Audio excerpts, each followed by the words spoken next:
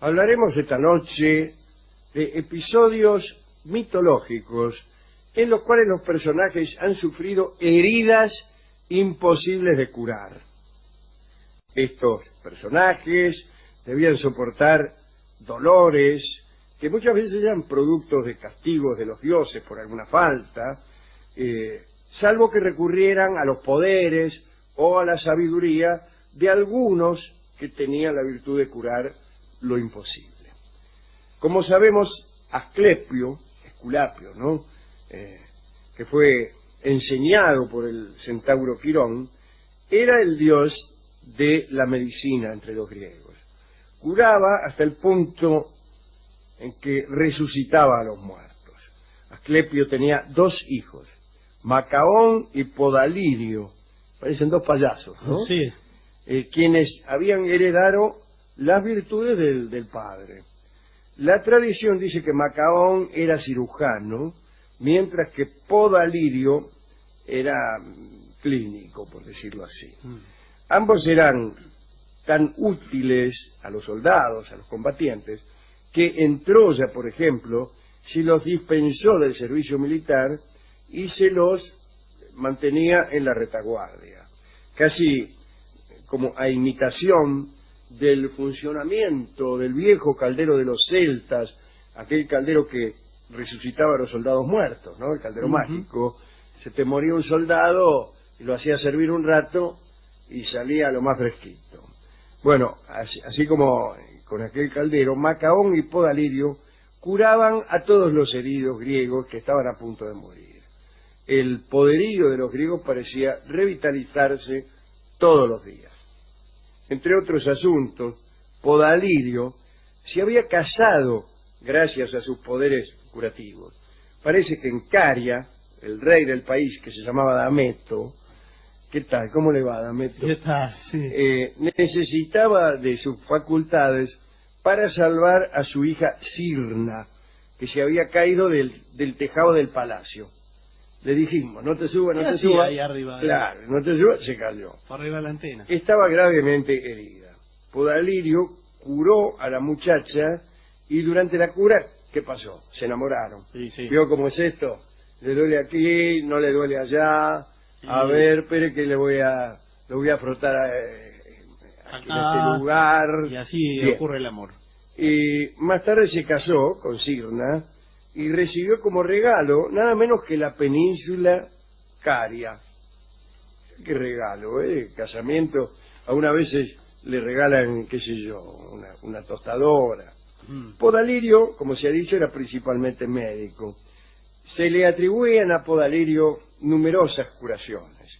Había curado a Acamante y Epeo, que se habían causado gravísimas heridas durante un combate de boxeo, durante los juegos fúnebres celebrados en honor de Aquiles.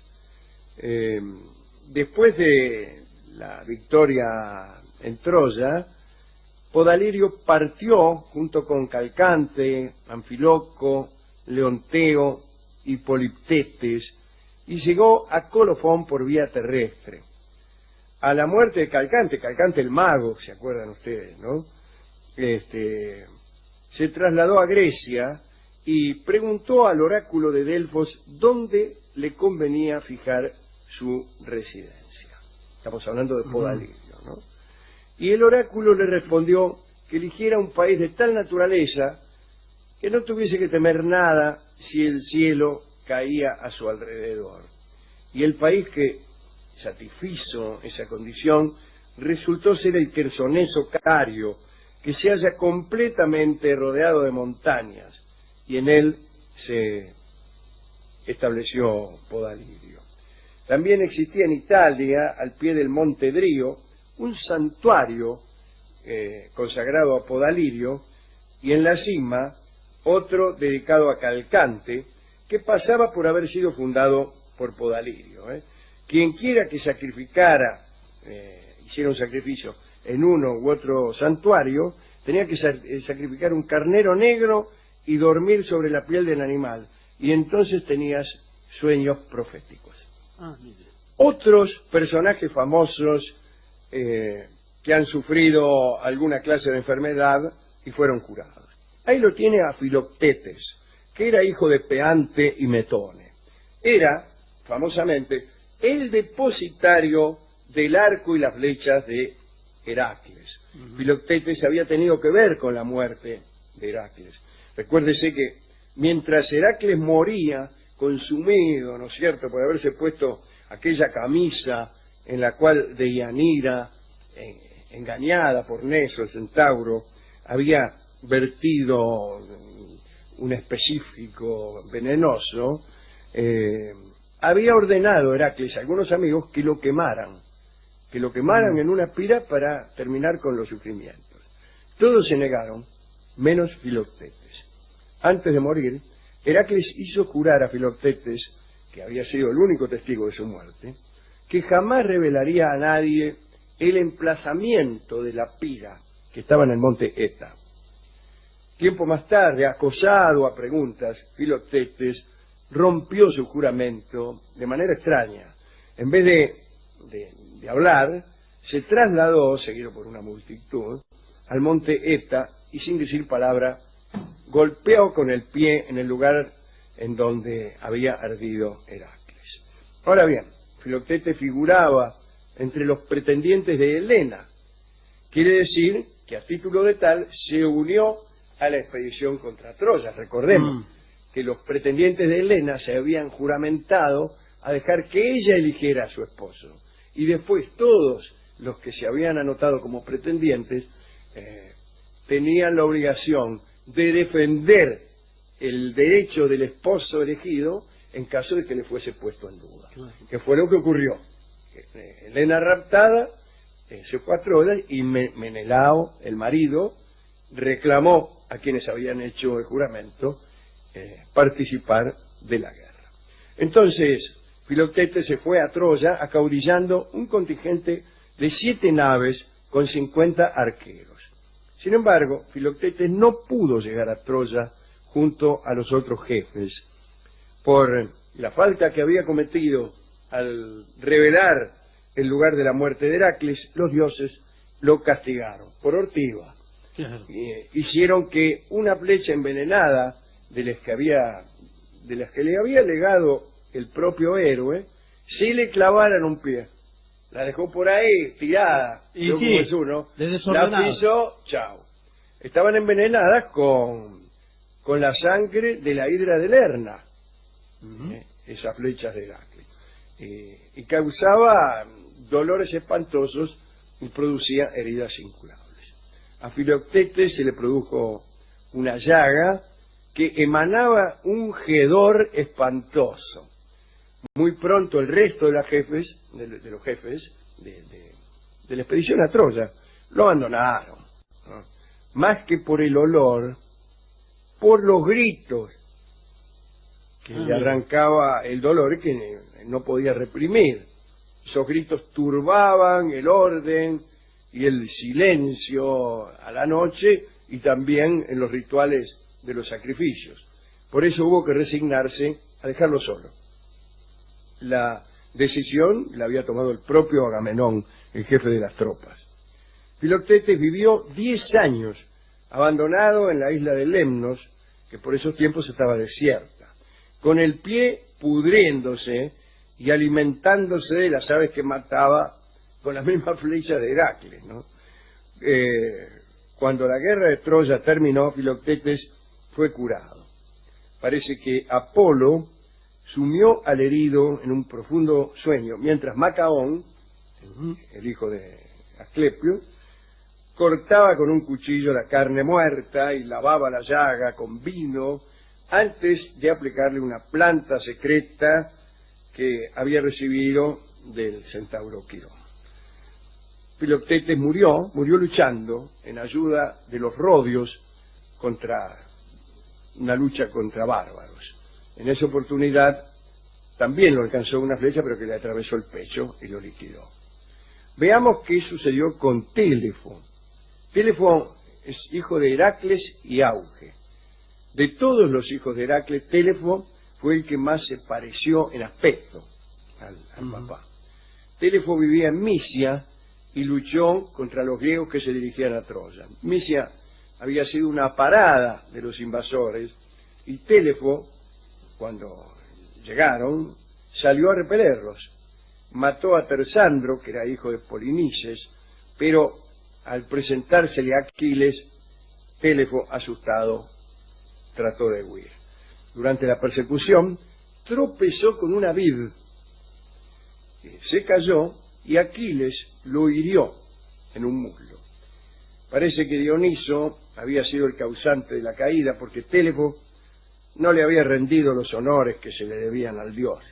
Esta herida provocada por Aquiles era curable, según el oráculo, solo por quien la había provocado.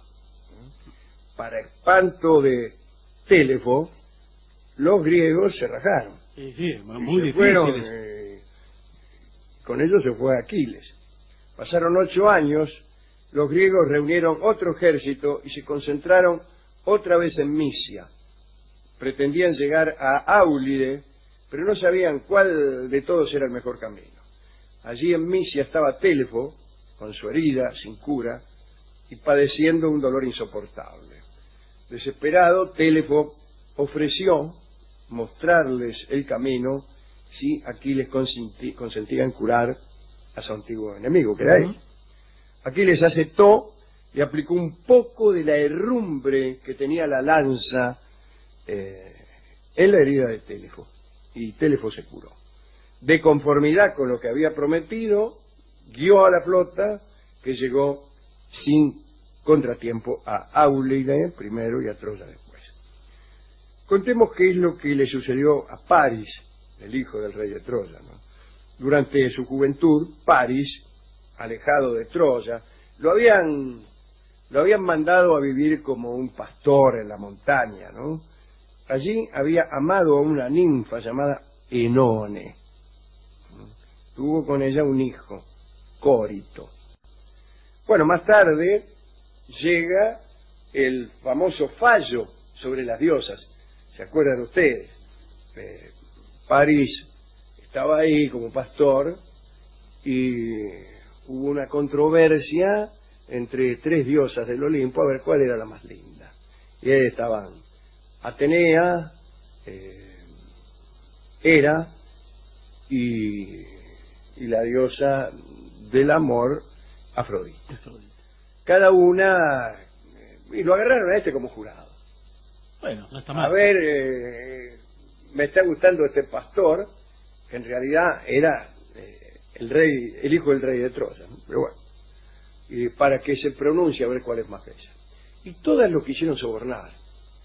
Atenea le ofreció la sabiduría, Hera le ofreció la gloria y el poder, y Afrodita, que era la más viva, le ofreció el amor de Helena. Le mostró, le hizo ver una imagen de Helena que pasaba por ser la mujer más hermosa del mundo, y le dijo: yo te ofrezco el amor de esta chica. Y París dijo: sí. De ese fallo proviene la guerra de Troya, naturalmente. Pero cuando sucedió esto del fallo, claro, abandonó a Enone. Claro, sí, La dejó y sí. se fue a buscar a Helena. Y Enone, que conocía el futuro, la ninfa, trató de disuadirlo, pero fue en vano. Entonces le dijo que si era herido, no tenía más que volver a su lado, porque solo ella conocía la manera de curarlo. Parece que Apolo le había dado a esta ninfa, a Enone, el don del conocimiento de ciertas sustancias mágicas. Ahora bueno, algunos años después, en los últimos del sitio de Troya, París fue herido. Entonces, desesperado, se acordó de la promesa de la ninfa Enone y rápidamente le envió a Enone un mensajero para que la ninfa acudiese a curarlo. Pero Enone, rencorosa y enojada por haber sido abandonada, le negó sus auxilios y París murió. Sin embargo, Enone se arrepintió inmediatamente de su crueldad y acudió con sus remedios, esperando encontrar aún vivo a su antiguo amante. Pero Cuando llegó, se enteró de que había muerto, y entonces se suicidó Enone arrojándose a una pira funeraria. Y esta es la última de las historias de heridas incurables y de curaciones mágicas. Muy linda historia. Que debieran leer los médicos también, ¿no? Desde luego. Que están siempre mandando exámenes de eso, Esas de son, aquello. son Sí. curaciones. Claro. Que aprenda el doctor Caragencián. Sí, señor. Muy bien. ¿Con qué podemos ilustrar esta charla? Bueno, hay un tango que se llama justamente Incurable, Ah, bueno. en evidente alusión a estas heridas de las que estamos hablando hoy.